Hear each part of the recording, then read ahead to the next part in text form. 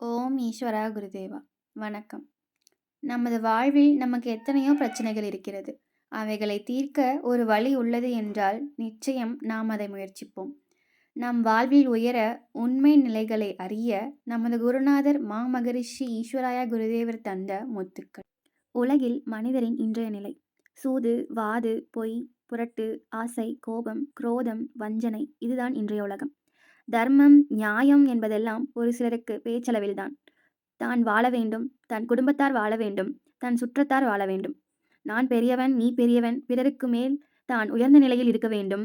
உயர்ந்த நிலை என்பது இன்றைய மனிதர்களுக்கு சோம்பேறித்தனமான எல்லா வசதிகளுடனும், தானாக குவியும் பணத்துடனும், வேலை வெட்டி ஒன்றும் செய்யாமல் எல்லோரும் பார்த்து நீ பெரிய பணக்காரன், எல்லா வசதியும் உள்ளவன் என்று சொல்வதுதான் இன்றைய மனிதர்கள் நினைக்கும் உயர்ந்த நிலை. அவனது உடலை விட்டு அவனது ஆத்மா பிரிந்து சென்ற பின் அவனுடைய ஆத்மாவின் நிலையும் அதே நிலைதான். மறுபிறவியிலும் அதே ஆசையில்தான் வந்து பிறக்கிறான். உள்ளதை வைத்து தர்மம், நியாயம் என்பதை கடைபிடிப்பவன் 1000ல் ஒருவன் கூட இல்லை. ஒவ்வொருவனும் ஒவ்வொரு குறிக்கோளுடன் தான் அவன் பாதையில் செல்கிறான். அந்த குறிக்கோள் அவனுக்கு முடிவு பெறுவதில்லை. அதனால்தான் அவன் மறு ஜென்மம் எடுக்கிறான்.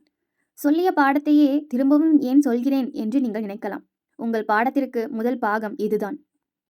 ராமாவதாரத்தில் வால்மீகி எழுதிய கதையில், கதை என்று சொல்லாதீர்கள், எழுதிய நூலில் ஒவ்வொரு சொல்லும் அர்த்தமுடனும் பிற்கால மனிதர்கள் தெரிந்து கொள்ளும் விதத்திலும் விளக்கமாக எழுதியுள்ளார். அதை படிப்பவர்களும் அந்த நூலின் தத்துவத்தை கேட்பவர்களும் அதை கதையாகத்தான் எடுத்துக்கொள்கிறார்களே தவிர அதை புரிந்து ஏற்று நடப்பதில்லை. அது ஒரு காட்சி உண்டு. சீதை உட்கார்ந்திருத்தல், லட்சுமணர் கோடு போட்டு கோட்டை தாண்ட வேண்டாம் என்று சொல்லி செல்லுதல், இரட்டை மாட்டு வண்டியில் மாடு கோட்டை பார்த்துவிட்டு திரும்ப செல்லுதல். இதன் அர்த்தம் புரிகிறதா? ஒன்று, வேண்டாம் என்று சொல்லும்போது, சொல்லியும் அதை தாண்டி செல்லும்போது படும் இன்னல் அந்த நூலில் இருக்கிறது.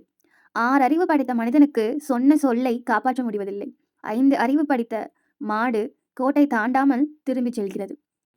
இங்கு 6 அறிவு படைத்தவன் புரிந்து கொள்ளாததையெல்லாம் தனக்கு எல்லாம் தெரிந்துவிட்டது, எல்லா வசதிகளும் கண்டுபிடித்து விட்டோம், இந்த மண்டலத்திலிருந்து பிற மண்டலத்திற்கு கூட செல்லும் வழி கண்டுபிடித்து விட்டோம், மனிதனால் முடியாதது ஒன்றும் இல்லை என்று ஒவ்வொருவனும் எண்ணுகிறான்.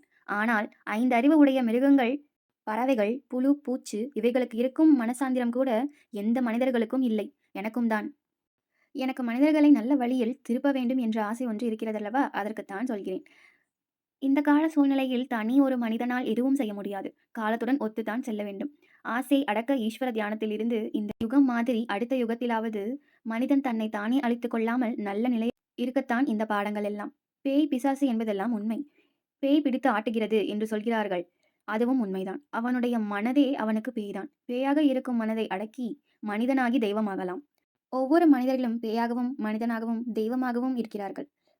பேயான மனதை அடக்கி மனிதனாகி தெய்வ அருள் பெறலாம். அதற்கு வயது வரம்பு வேண்டாம். வயதான பிறகுதான் இந்த நிலை என்று எண்ண வேண்டாம்.